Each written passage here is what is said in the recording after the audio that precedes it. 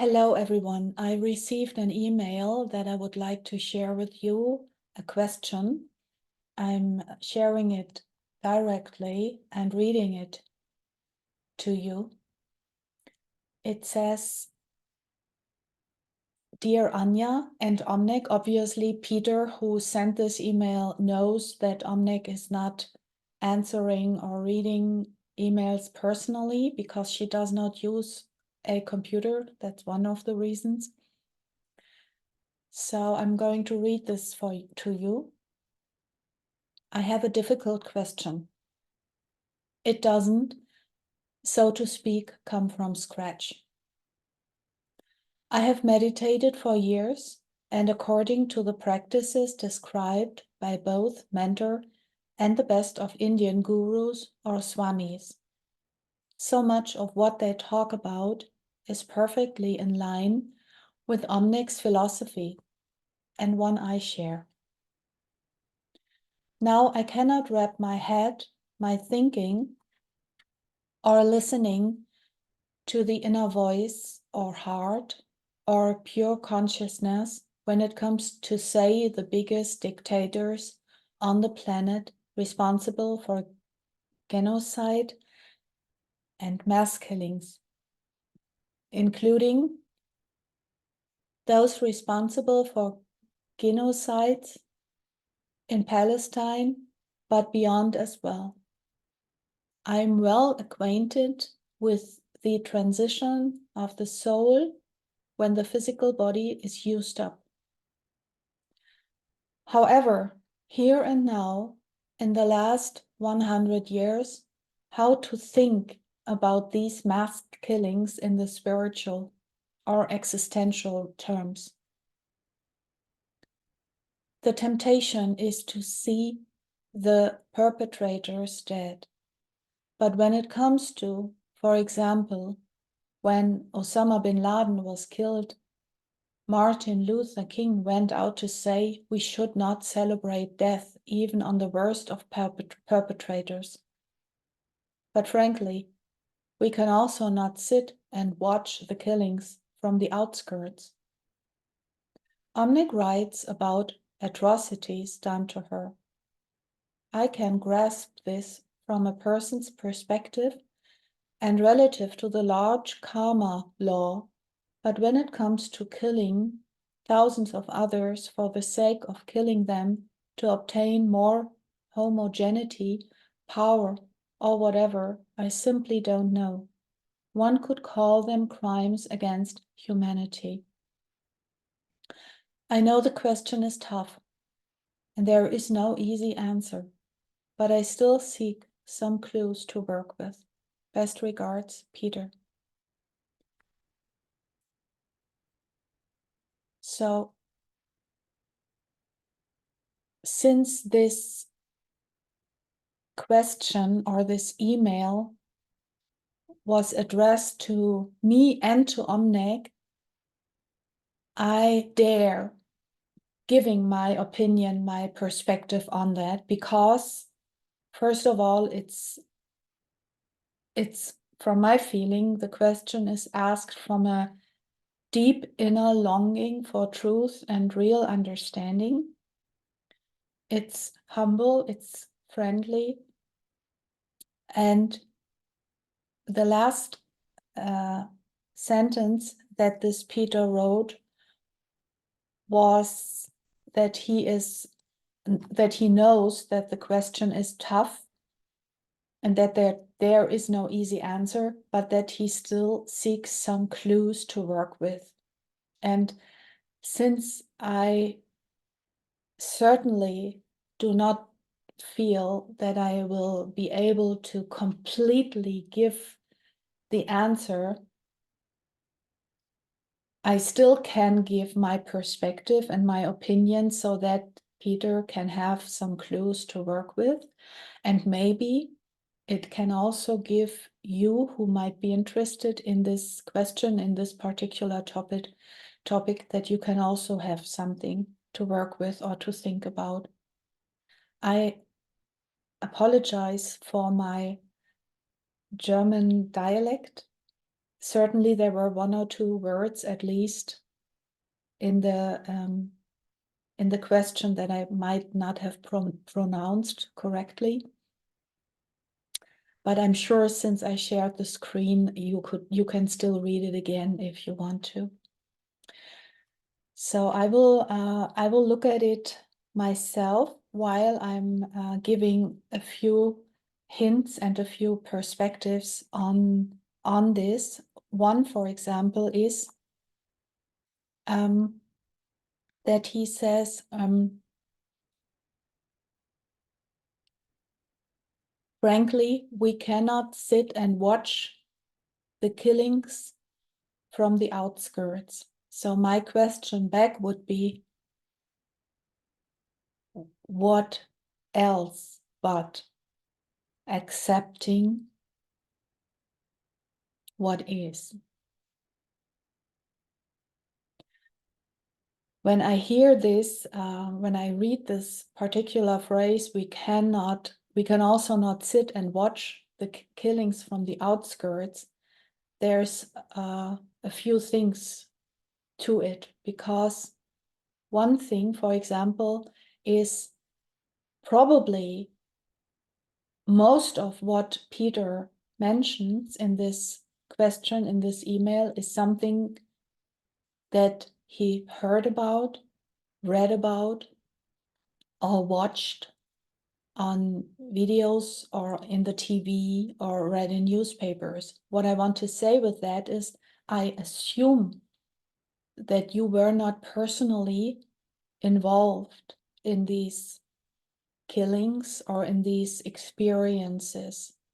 I assume that you don't know people like Osama bin Laden or Martin Luther King or others who have been part of killings or mass genocides, he said, right? Probably you were not personally involved or part of these experiences, but yet that you're thinking about something that you read, listened to, or heard about. This is my assumption. So when we say we cannot sit and watch the killings from the outskirts, I assume that you are watching and reading about these happenings, and you say, I can't just sit there and watch. And my question back again was, what else? You can't jump into something that has happened or is happening somewhere on wherever in the universe, whether on this planet or in space or in other planets. You are still sitting there reading or seeing or thinking about these things, right? So all that you can do is, first of all, accept what you see and accept what you feel. So the question is, what is it exactly that you're feeling? What does it really, in what kind of way does it really affect you?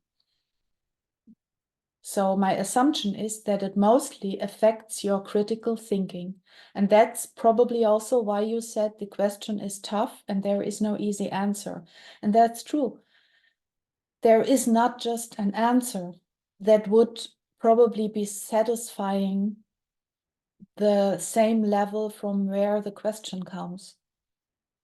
Because what I feel, my perspective is that the answer can only come from a more inner, from a deeper realm of acceptance, what is, of acceptance, what you feel, what your reaction is within you, of acceptance of how the universe works, so to say.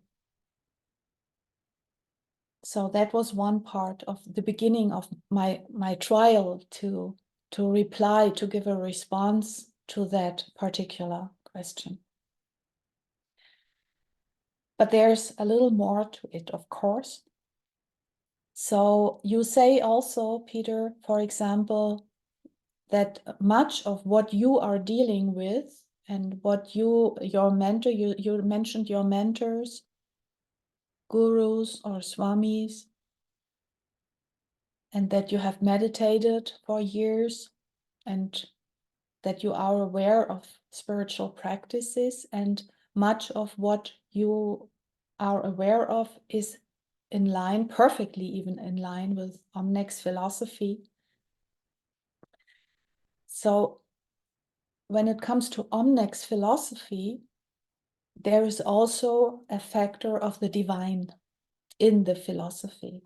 The philosophy of OMNEC is not just thinking or perceiving or conceptual thinking, but it's also the inner knowing involved, that there is a divine, that there is a creator.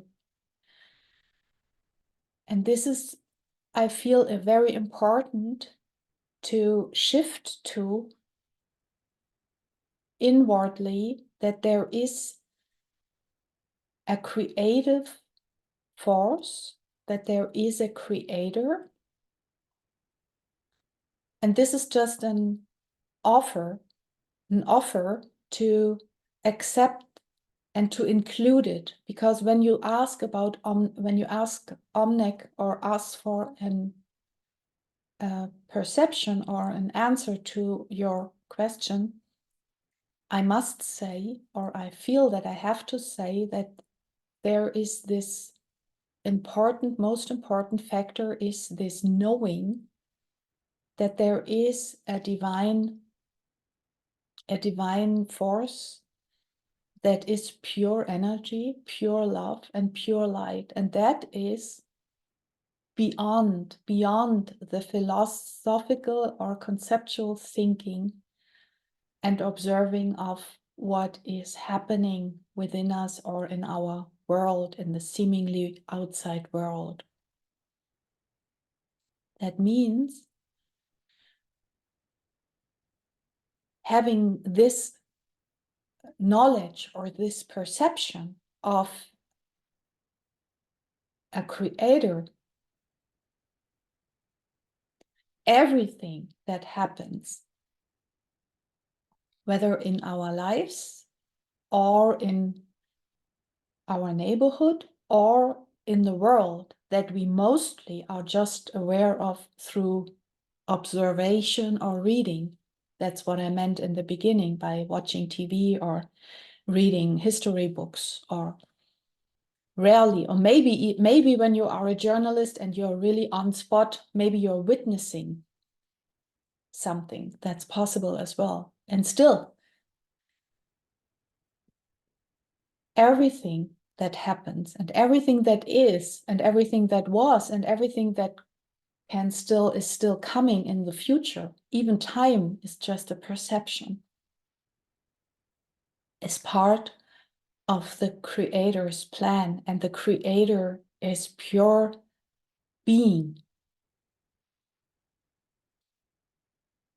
So I would say that this is, when you say, I cannot wrap my head, my thinking, or listening to the inner voice or heart or pure consciousness when it comes to, say, the biggest dictators, and so, you can read it again, the question, which I feel is so big and so important.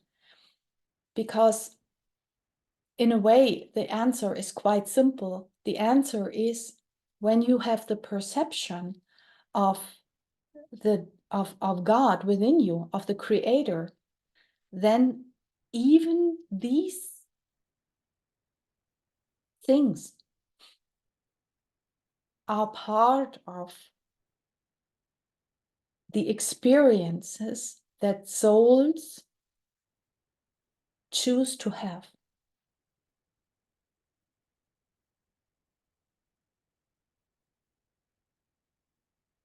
There is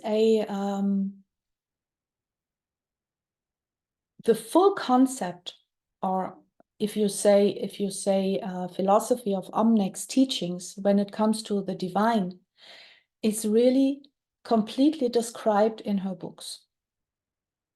And that's very, so to say, simple. And I will share OMNEC's example with you right now.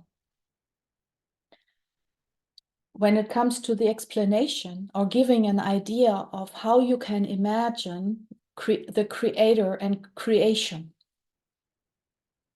When you visualize a centrifuge, imagine there's a machine that is spinning at a very high rate.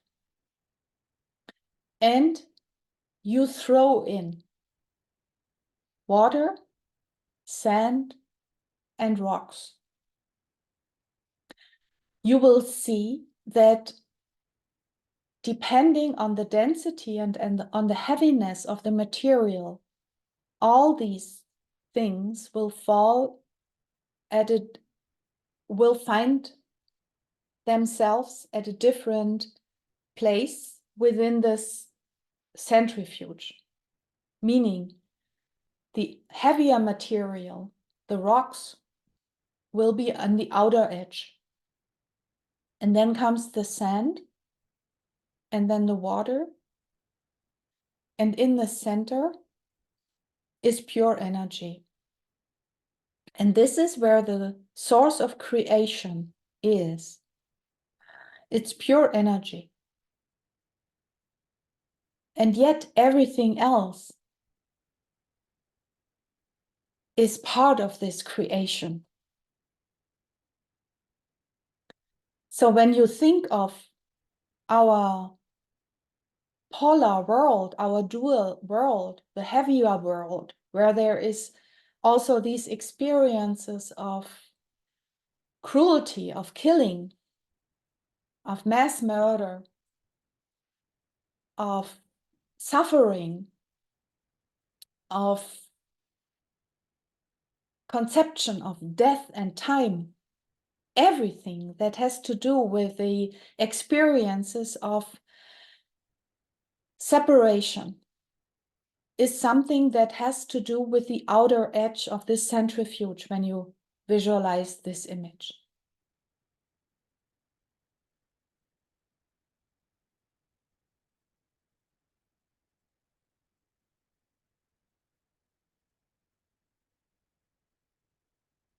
So when you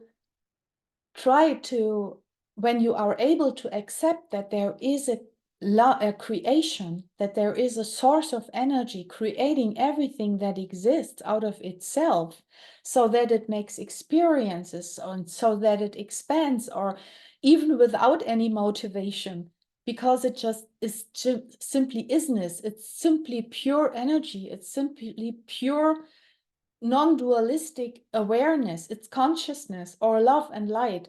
Of course, there is no words, because even our physical selves that are able to talk and to share information and to encounter each other in the physical and everything, even us, we are part of creation and we are creators ourselves.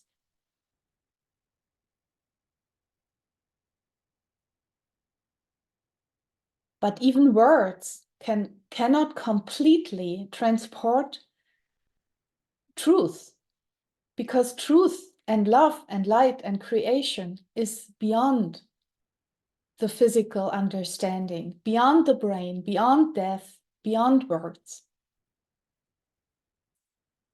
So I'm sure maybe others or even OMNEC personally could convey this information or their response or their way of thinking, maybe even more concrete or in easier words. I'm still learning myself. I feel that I have within me a deep understanding of OMNEC's information and teachings, and yet I'm still learning to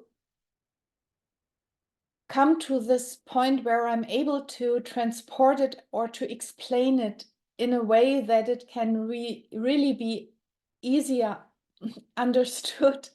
It's really so difficult to explain this information or to share this kind of truth in a way. Even truth is a word. That's what is truth. Yeah, I believe there is a truth, but in the end everybody has to find their own connection to the inner awareness and love and consciousness, or to the creation, to creation. I will leave it for that, and I hope that it gives a little, at least it's an offering for, as you said, clues to work with. I hope I could share some clues to work with. If you feel, either you, Peter, who asked this question, or maybe somebody else, that you would like to dive deeper into this, I'm open for private sessions. It's on my website. Or you can also send questions per email. And if I feel, I will create a video. I do my best. And thank you so much for your confidence. Thank you so much for your question and for giving me the opportunity to learn to share the information to the best of my ability at this current moment. Sending love and blessings. May the universal love and blessings be. Thank you for your attention. Bye.